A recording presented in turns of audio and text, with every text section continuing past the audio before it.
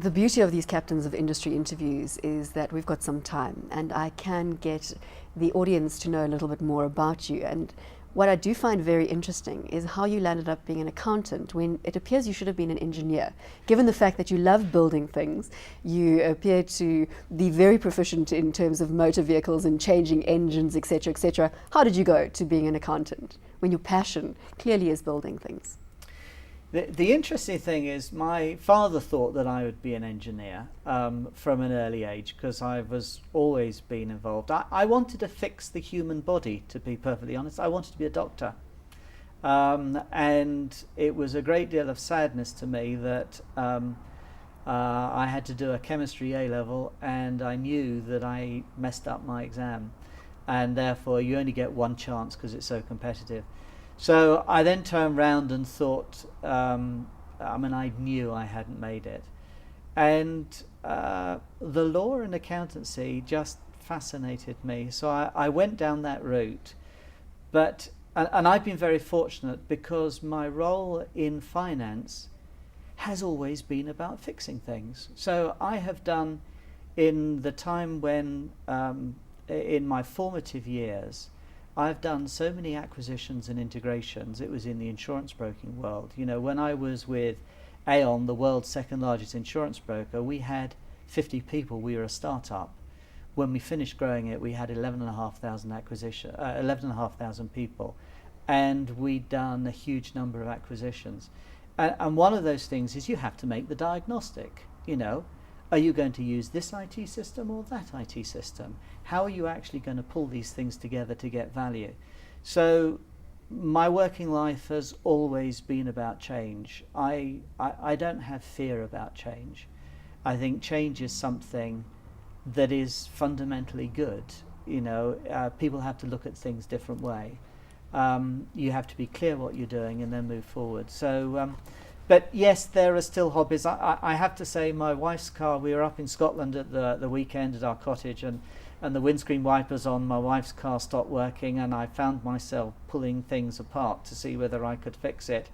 And then I came to the conclusion, don't be so stupid, Julian, you haven't done this. Get a garage to deal with it, which I have done. Well, you know that if you get Old Mutual right, which it certainly appears as though you will be dubbed Mr. Fix-It in the South African context, business context. Talking about your passions, Liverpool Football Club is close to your heart. Soccer World Cup 2010, does that feature on your radar screen? Are you going to be attending some of those matches? It's not so much. One of the complications that I've got is I am married to a Scot. My father was Welsh. I was brought up with Welsh rugby. And I have great difficulty supporting England. So I am not an avid follower of England at the World Cup. It may sound very odd. When we follow rugby, you know, Wales against Scotland is the big game, and anybody playing England, I'm afraid I often support South Africa playing England, which is heresy for the people back home. So I will be down for part of the competition. I think it is absolutely fantastic. I think it's going to be brilliant for South Africa. And I think it's going to be really exciting. Julian, you're passionate about music and it's deeply ingrained in your family, with your 3 sons having been choristers at some point in their lives. Can you elaborate on your passion for music? Yes, that's right. They all went through as choristers at Guildford Cathedral, one of them being head chorister. Music has always been part of our lives. And I have a very wide choice, so I can listen, as I was on the aeroplane over yesterday, to Mendelssohn's Violin Concerto, and then I can go right to the other end of the extreme. I enjoy all types of music. Julian, you've also been quoted as saying that through your executive career, you've only taken your annual leave every single year, and that this is potentially your last executive role because you need a break in your life. So you've still got a big job to do at Old Mutual, and I know you're not leaving the helm anytime soon. But after Old Mutual, after you've fixed the company, what then for Julian Roberts?